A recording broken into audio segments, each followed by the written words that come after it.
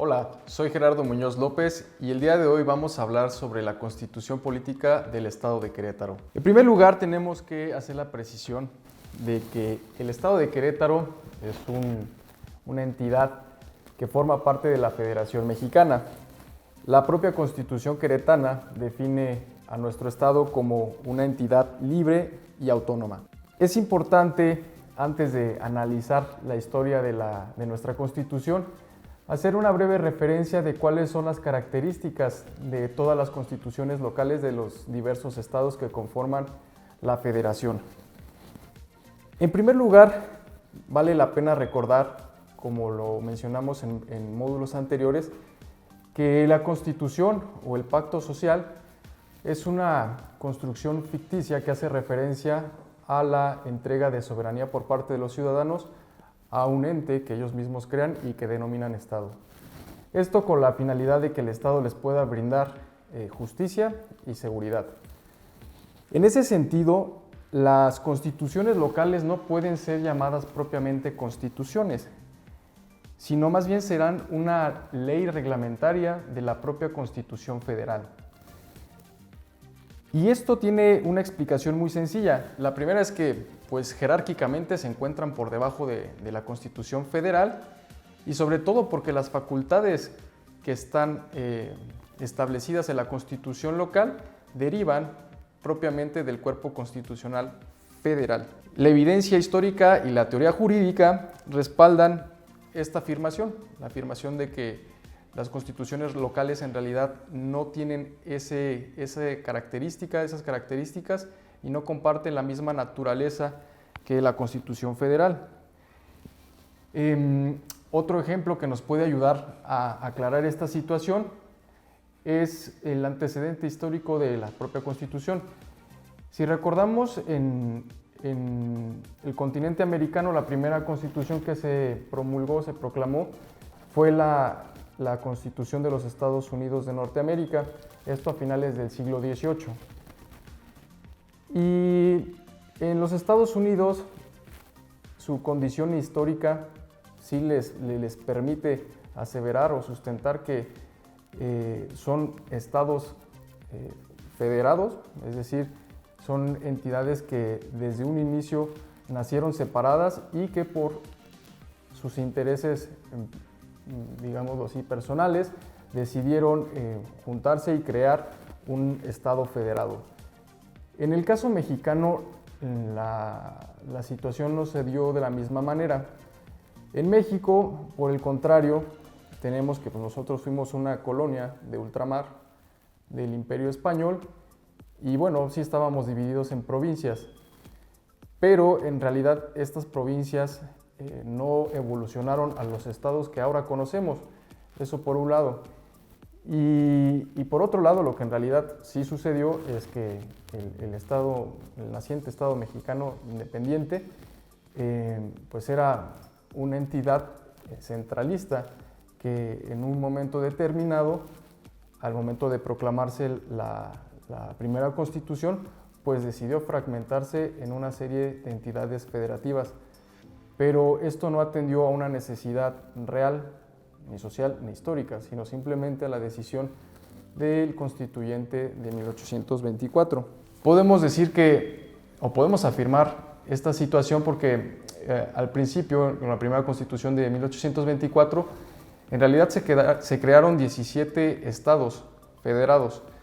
Y para que llegásemos a los 31, ahora 32 con la inclusión de la Ciudad de México, tuvieron que pasar una serie de reformas constitucionales que fueron dando vida a cada uno de estos nuevos estados. Entonces, con base en esta explicación podemos decir que en 1824, con la primera Constitución del Estado mexicano, nacen a la vida las constituciones locales y también los constituyentes que le dan vida. En realidad debemos de hacer también la precisión de que estos poderes constituyentes que crean las constituciones locales no son tal, porque a diferencia de lo que sucedió en la Federación, en los estados en realidad no hubo este ejercicio por parte de los ciudadanos de ceder soberanía.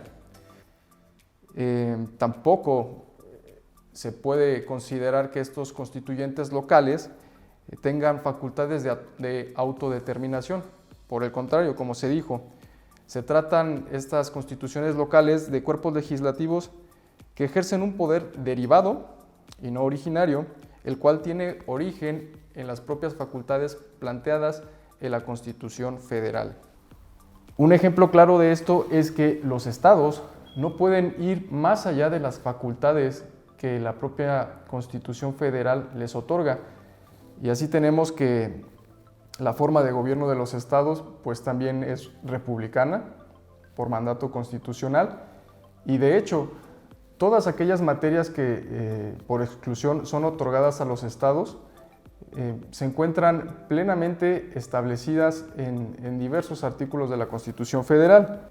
Y ya teniendo una idea más clara de la naturaleza jurídica de estos instrumentos legales que denominamos constituciones legales, pasamos a analizar los antecedentes históricos de la Constitución del Estado de Querétaro. Como se mencionó hace unos momentos, la primera Constitución del Estado mexicano fue promulgada por el presidente Guadalupe Victoria en el 4 de octubre de 1824, y justo un año después de eso se promulgó la primera Constitución del Estado Libre y Soberano de Querétaro. Posteriormente, México se vio inmiscuido en diversos acontecimientos sociales que derivaron en conflictos bélicos que atentaron contra la estabilidad de las instituciones. Y en ese sentido, es importante hacer referencia a un par de acontecimientos que influyeron en el devenir constitucional de nuestro Estado. El primero es que en 1847 nuestro Estado fue nombrado capital de la República, esto como consecuencia de la invasión de los Estados Unidos de Norteamérica. Eso es un antecedente importante. Por otro lado, en 1861 existieron nuevos disturbios que fueron originados por la invasión francesa y además por el establecimiento del primer imperio regido por Maximiliano de Habsburgo. Una vez que las fuerzas republicanas fueron avanzando, tomaron la Ciudad de México, la capital en ese entonces, que ya se había restablecido allá, y obligaron al emperador Maximiliano a retirarse al estado de Querétaro, y en 1867 Querétaro fue nombrado nuevamente capital de la República.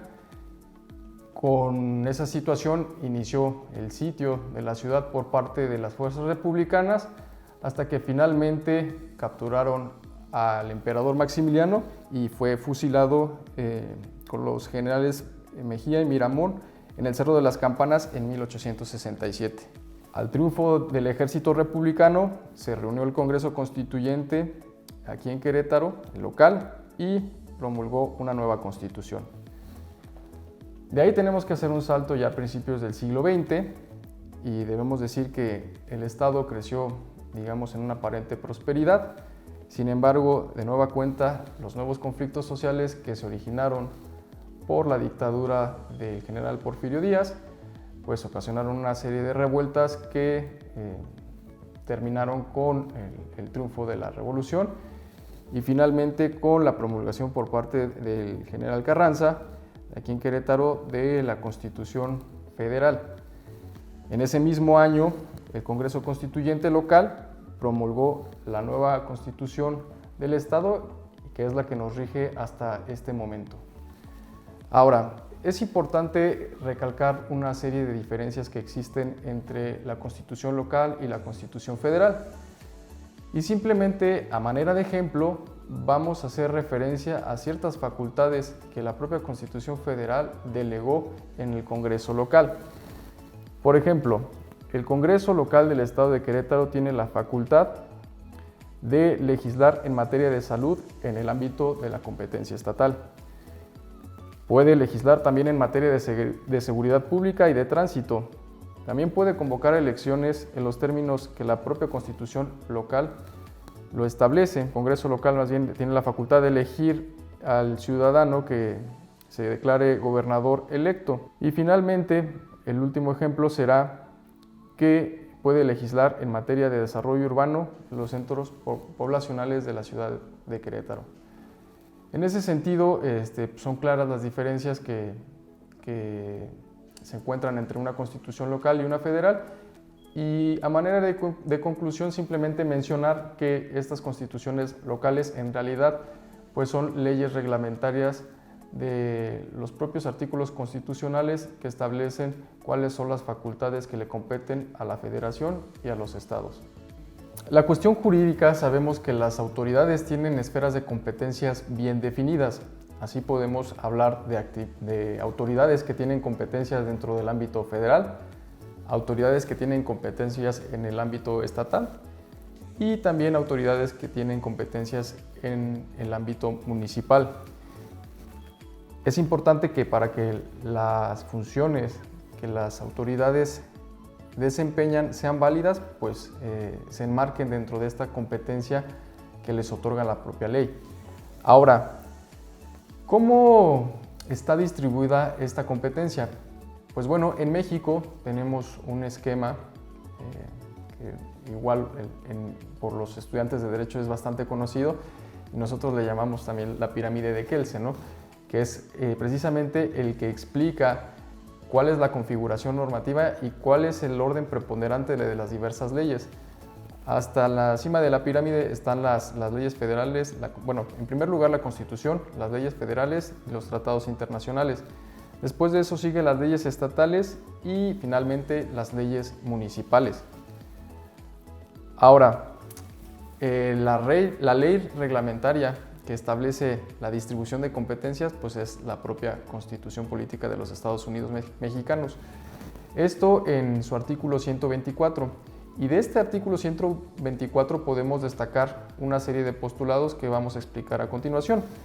La primera es la facultad expresa otorgada a la Federación, así como aquellas implícitas que sean necesarias para ejercer esas facultades. Es decir, el propio artículo 124 señala cuáles son las facultades que tiene la Federación. En segundo término, las facultades que le corresponden a los estados a partir de un sistema de asignación residual en términos del artículo 124. Como lo explicábamos hace un momento, la Constitución en su parte orgánica establece una serie de directrices que de alguna manera señalan cuáles son las funciones de la Federación y por exclusión, todas las demás que no están asignadas a ella le corresponden a los estados. El tercer punto son las facultades expresamente asignadas a los estados. Existen por ahí también algunas disposiciones que dicen que sí, ciertas facultades o atribuciones son competencia nada más de los estados. Y cuarto, las facultades que se encuentran absolutamente prohibidas a los estados. También tenemos por ahí un sistema prohibitivo que de alguna manera limita las facultades de los estados para pronunciarse respecto a ciertas funciones. Hay algunas facultades que no están ni expresamente designadas a la Federación, ni a los estados, ni a los municipios, sino que todos estos tres niveles las pueden ejercer en las medidas de sus posibilidades y también acatando sus competencias. Un ejemplo de esto podría ser la seguridad pública. La seguridad pública se desarrolla a nivel federal, estatal y municipal. Evidentemente, cada nivel federal tiene una institución encargada de velar porque se lleve a cabo estas tareas de seguridad pública, pero pues bueno, cada una es distinta, atendiendo precisamente esta división competencial. Sin embargo, participan de la misma tarea. Y finalmente hay facultades concurrentes asignadas por el texto constitucional al establecer expresamente que algunas facultades se ejercerán mediante la articulación entre diversos órdenes de gobierno. Y bueno, esto sería básicamente la distribución de competencias que hace la propia Constitución. A manera de resumen, pues, son las federales, las estatales, las municipales y algunas actividades concurrentes. Debemos de hacer referencia a que existen ciertos ordenamientos que tienen aplicación en todo el territorio nacional, con independencia del orden jurídico y del ámbito de competencia que la propia Constitución establece. Estas leyes son las leyes generales, la ley federal y las leyes de carácter nacional. En primer lugar, definiremos la ley general. La ley general es aquella que puede incidir válidamente en todos los órdenes jurídicos parciales que integran el Estado mexicano. En este tipo de leyes, el constituyente renuncia a la facultad expresa que tiene en términos del artículo 124 constitucional a distribuir competencias. Es decir, esta ley hace partícipes a todos los órdenes de gobierno para que la apliquen, y desde ese punto de vista, en realidad pueden ser llevadas a cabo por todos los órdenes de gobierno. La ley federal tiene una aplicación en todo el territorio nacional y son dirigidas solamente al ámbito de validez en un orden jurídico y competencial federal. Están destinadas a regular las atribuciones conferidas a determinados órganos con el objeto de trascender únicamente en el ámbito federal. Aquí un ejemplo importante podría ser el Código Nacional de Procedimientos Penales. Puede ser también el Código de Comercio o la Ley Federal de Trabajo. Son leyes que por su propia naturaleza están dirigidas a que sean acatadas por organismos o instituciones que rigen dentro de la competencia federal. Sin embargo, también existen ciertas excepciones. En el Código de Comercio o la Ley Federal de Trabajo pueden ser aplicadas de manera concurrente por algunas autoridades locales. Y finalmente tenemos a la ley nacional. Surgieron a la vida pública hace relativamente poco y son aquellas que tienen aplicación directa en todo el territorio nacional con independencia del orden de gobierno de que se trate.